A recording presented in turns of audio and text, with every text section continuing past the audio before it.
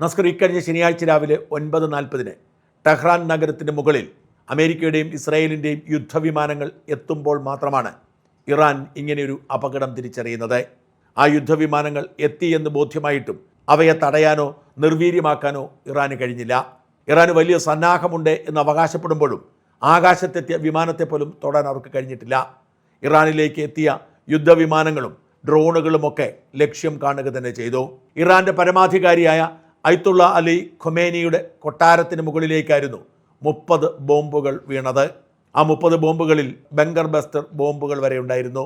ആ വീഴ്ചയിൽ കൊട്ടാരം തവിടുപൊടിയാവുകയും അലി ഖൊമേനി മാത്രമല്ല, അദ്ദേഹത്തിൻ്റെ 79 വയസ്സുള്ള ഭാര്യ, മകളെ, മകളുടെ ഭർത്താവ്, കൊച്ചുമകനെ, ഇത്രയും പേർ കൊല്ലപ്പെട്ടു എന്ന് സ്ഥിരീകരിച്ചിട്ടുണ്ട്. കൂടാതെയാണ് ഇറാൻ പട്ടാളത്തിലെ ഏറ്റവും മുതിർന്ന 2 ഉദ്യോഗസ്ഥരടക്കം 49ഓളം ഭരണസിരാകേന്ദ്രങ്ങളിലെ പ്രമുഖർ കൊല്ലപ്പെട്ടത്. കേവലം ഈ ഒരു ആക്രമണത്തിൽ മാത്രമല്ലായിരുന്നു ഈ മരണം. ഒരേ സമയം 100 കണക്കിന് ഡ്രോണുകളും ബോംബുകളും ഇറാൻ്റെ പലയിടങ്ങളിൽ വന്നു വീണപ്പോൾ ഏറ്റവും പ്രധാനപ്പെട്ട പലരും മരിച്ചുപോയി. മുൻ ഇറാൻ പ്രസിഡന്റ് കൂടിയായ അഹമ്മദിൻജാദും കൊല്ലപ്പെട്ടവരുടെ പട്ടികയിലുണ്ട്. Rear admiral Shamkhani, IRGC major general Mahmoud Pakpour തുടങ്ങിയവരൊക്കെ കൊല്ലപ്പെട്ടവരുടെ ലിസ്റ്റിൽ ഇടം പിടിച്ചു. അങ്ങനെ ആദ്യത്തെ പ്രഹരത്തിൽ തന്നെ ഇറാനെ ദുർബലപ്പെടുത്തിയാണ് അമേരിക്കയും ഇസ്രായേലും യുദ്ധം വ്യാപിപ്പിച്ചത്. ഇറാൻ പിടിച്ചു നിൽക്കാൻ ശ്രമിക്കുന്നുണ്ട്, പ്രത്യാക്രമണം നടത്തുന്നുണ്ട് എന്നത് വാസ്തവമാണെങ്കിലും എത്ര കാലം ഇറാൻ ഇങ്ങനെ മുമ്പോട്ട് പോകാൻ കഴിയും എന്ന ചോദ്യം പലരും ഉയർത്തുന്നു. പ്രത്യേകിച്ച് ഇറാൻ്റെ ആക്രമണത്തിൽ സൗദിയും കുവൈറ്റും UAEയും ബഹ്റൈനുമൊക്കെ കലിപ്പിലായതുകൊണ്ട് തന്നെ ആരുടെയും വാക്കുകൊണ്ടുള്ള പിന്തുണ പോലും ഇറാന് ലഭിക്കുകയുമില്ല. ഇറാൻ്റെ പരമാധികാരിയെ കൊന്നു തള്ളിയിട്ടും കേരളത്തിലെ സോഷ്യൽ മീഡിയയിൽ ഒഴികെ ഒരിടത്തും പ്രതിഷേധമില്ല എന്നതാണ് ഏറ്റവും ശ്രദ്ധേയമായ കാര്യം. എങ്ങനെയാണ് ഇത്ര വലിയ സുരക്ഷാ സംവിധാനങ്ങളെ മറികടന്നുകൊണ്ട് ഇസ്രായേലും അമേരിക്കയും ഖൊമേനിയെ കൊന്നത് എന്ന ചോദ്യം പ്രസക്തമാണ്. ഏതാണ്ട് 6 മാസത്തിലധികം നീണ്ടുനിന്ന പദ്ധതിയുടെയും പ്ലാനിങ്ങിൻ്റെയും ഭാഗമായി മൊസാദിൻ്റെയും CIA ചാരന്മാർ ദീർഘകാലമായി ടെഹ്റാനിൽ കയറിപ്പറ്റിയെന്നും ഓരോ മൂവ്മെൻറ്റുകളും കൃത്യമായി വീക്ഷിച്ചുകൊണ്ടാണ് കൊലപാതകം ആസൂത്രണം ചെയ്തതെന്നും നേരത്തെ തന്നെ പുറത്തു വന്നിരുന്നു. എന്നാൽ എങ്ങനെയാണ് വിവരങ്ങൾ ശേഖരിച്ചത് എന്നതിൻ്റെ വിശദാംശങ്ങളാണ് ഇപ്പോൾ പുറത്തു വരുന്നത്. അതിന് ഇസ്രായേൽ കണ്ടെത്തിയത് വളരെ കൗതുകമുണർത്തുന്ന ഒരു ചാരപ്രവർത്തന രീതിയായിരുന്നു. ടെഹ്റാൻ നഗരത്തിലെ മുഴുവൻ ട്രാഫിക് ക്യാമറകളെയും മൊസാദ് എന്ന ചാരസംഘടന ഹാക്ക് ചെയ്യുന്നു.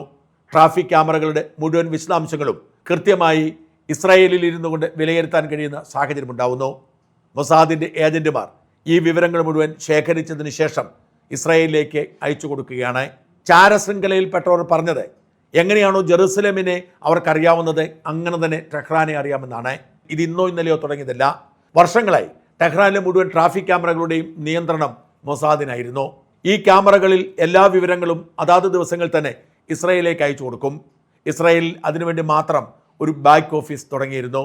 ഇറാനിൽ നിന്നെത്തുന്ന എല്ലാ ഡാറ്റകളും വിശദമായി പരിശോധിച്ച് അത് ശാസ്ത്രീയമായി വിലയിരുത്തിയാണ് വിവരങ്ങൾ ഇസ്രായേൽ ശേഖരിച്ചിരുന്നത്. ഖൊമൈനി എതിലെയൊക്കെ യാത്ര ചെയ്യുന്നു, ഖൊമൈനിയുടെ ബോഡി ഗാർഡുകൾ എങ്ങനെ പോകുന്നു തുടങ്ങിയ മുഴുവൻ വിവരങ്ങളും അവർ ശേഖരിച്ചു കൊണ്ടിരുന്നു. ഈ ബോഡി ഗാർഡുകളും മിലിറ്ററി പോലീസും സൈനിക മേധാവികളും ഖൊമേനിയുമൊക്കെ എങ്ങോട്ട് പോയാലും ക്യാമറകൾ പരിശോധിച്ച് അത് കണ്ടെത്തും. മാത്രമല്ല, ഖൊമേനിയെ കാണാൻ എത്തുന്നവരൊക്കെ അവരുടെ കാറുകൾ പാർക്ക് ചെയ്യുന്ന ഒരിടമുണ്ട്. അവിടുത്തെ ക്യാമറകളിലൂടെ ഈ വരുന്നവരെക്കുറിച്ചുള്ള മുഴുവൻ വിശദാംശങ്ങളും ലഭിക്കുന്നു. ഓരോരുത്തരുടെയും വരവും ഓരോ യാത്രകളും ഖൊമേനിയുടെ യാത്രകളും നീക്കങ്ങളുമൊക്കെ കൃത്യമായി വിലയിരുത്താനും മനസ്സിലാക്കാനും ഈ ട്രാഫിക് ക്യാമറ ഹാക്കിംഗ് വഴി കഴിഞ്ഞു. അങ്ങനെ ഏതാണ്ട് 2 വർഷത്തോളം ഈ ഡാറ്റകൾ പരിശോധിച്ചപ്പോൾ ഏതാണ്ട് ഒരു പാറ്റേൺ കണ്ടെത്തുകയും ഓരോ സെക്യൂരിറ്റി ഉദ്യോഗസ്ഥന്മാരും അവരുടെ ഡ്യൂട്ടിയും അവരുടെ സമയവും അവർ വരുന്നതും പോകുന്നതുമായ സമയവും അവരെവിടേക്ക് പോകുന്നു, ആരെ കാണുന്നു തുടങ്ങിയ എല്ലാ വിവരങ്ങളും, ഖൊമേനി എവിടെയെല്ലാം പോകുന്നുണ്ട്, ആരോടെല്ലാം കമ്മ്യൂണിക്കേറ്റ് ചെയ്യുന്നുണ്ട് തുടങ്ങിയ വിവരങ്ങളുമെല്ലാം മൊസാദ് ശേഖരിക്കുകയാണ്. ഇങ്ങനെ ശേഖരിച്ച ഈ വിവരങ്ങളെല്ലാം ശാസ്ത്രീയമായി പരിശോധന നടത്തി ഇതിൻ്റെ പാറ്റേണുകൾ കൂട്ടിച്ചേർത്താണ് ഖൊമേനിയെ കൃത്യമായി ഇവർ ട്രാക്ക് ചെയ്തത്. അങ്ങനെയാണ് ഖൊമേനി പ്രാർത്ഥിക്കാൻ പോകുന്ന സമയം, ഭരണകാര്യത്തിനു വേണ്ടി പോകുന്ന സമയം, മാറി നിൽക്കുന്ന സമയം, ഒളിവിൽ പോകുന്ന സമയം, ഇതൊക്കെ കണ്ടുപിടിച്ചു. ഖൊമേനി ഒളിവിൽ പോയാൽ പോലും എതിലെ എങ്ങോട്ട് പോകുന്നു എന്ന് മൊസാദിന് അറിയാമായിരുന്നു. അത്ര സൂക്ഷ്മമായി വിലയിരുത്തി പഠനം നടത്തി ആ പഠന വിവരങ്ങളുടെ അടിസ്ഥാനത്തിലായിരുന്നു ഖൊമേനിയെ കൊലപ്പെടുത്താൻ തീരുമാനമെടുത്തത്. ആ തീരുമാനം പാളിയില്ല. കൃത്യമായി എവിടെയുണ്ട്, ആരൊക്കെയുണ്ട് എന്ന് കൃത്യമായ വിവരത്തിൻ്റെ അടിസ്ഥാനത്തിൽ നടത്തിയ ഓപ്പറേഷൻ വിജയിച്ചു. ഓപ്പറേഷൻ എപ്പിക് ഫ്യൂറി എന്നാണ് ട്രംപ് ഇതിന് പേരിട്ടത്. 27-ാം തീയതി അമേരിക്കൻ സമയം ഏതാണ്ട് 2:30 മണിയോടുകൂടിയാണ് ട്രംപ് അന്തിമ അനുമതി കൊടുത്തത്. അപ്പോൾ തന്നെ തയ്യാറായിരുന്ന അമേരിക്കൻ വ്യോമസേനയും മൊസാദും യുദ്ധത്തിനുള്ള പുറപ്പാട് ആരംഭിച്ചു കഴിഞ്ഞു. അമേരിക്കയിൽ നിന്നും യുദ്ധവിമാനം പറന്നുയർന്ന് 2 മണിക്കൂർ കഴിഞ്ഞ് ടെക്സാസിൽ ഒരു ജനക്കൂട്ടത്തെ അഭിസംബോധന ചെയ്തപ്പോൾ ട്രംപ് പറഞ്ഞത്, ഇറാന്റെ കാര്യത്തിൽ വലിയ തീരുമാനം എടുക്കേണ്ടതുണ്ട്. ആ തീരുമാനത്തിന് സമയം അടുത്തു വരുന്നു. അത് ഒഴിവാക്കാനുള്ള അവസാന ശ്രമം നടക്കുന്നുവെന്നാണ്. എന്ന് വെച്ചാൽ ട്രംപിനറിയാം ഇത് സംസാരിച്ചുകൊണ്ടിരിക്കുമ്പോൾ തന്നെ അവിടെ ബോംബ് വീഴുമെന്ന്. എന്നിട്ടും ട്രംപ് ആശയക്കുഴപ്പമുണ്ടാക്കാൻ വേണ്ടി തീരുമാനമെടുത്തില്ല എന്ന് പറഞ്ഞു. ആ പ്രഖ്യാപനം പോലും ബോംബിടുന്നതിന് മുന്നോടിയായിരുന്നു. ഒരുപക്ഷെ അമേരിക്കയെ കൃത്യമായി ഫോളോ ചെയ്യുന്ന ഇറാൻ ഭരണാധികാരികൾ ട്രംപിൻ്റെ പ്രസ്താവനയെ ഇനിയും സമയമായിട്ടില്ല എന്ന സൂചനയായി എടുത്തു കാണും. പക്ഷേ സൂചന പൂർത്തിയാകുന്നതിന് മുൻപ് തന്നെ ഖൊമേനിയുടെ കൊട്ടാരത്തിന് മുകളിൽ ബങ്കർ ബസ്റ്ററുകൾ പതിച്ചു.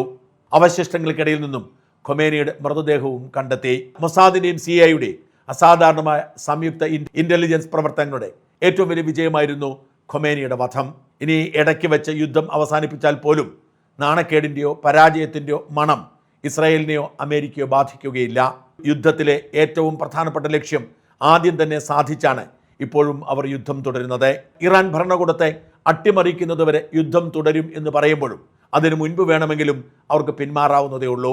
ഇറാനിലെ ഭരണമാറ്റം കൂടി സാധിച്ചില്ലെങ്കിൽ വീണ്ടും ഭീകരവാദം ശക്തിപ്പെടുമെന്ന് അറിയാവുന്നതുകൊണ്ട് ഭരണമാറ്റം സാധിക്കുന്നതുവരെ അമേരിക്കയും ഇസ്രായേലും അവിടെ തന്നെ തുടരും.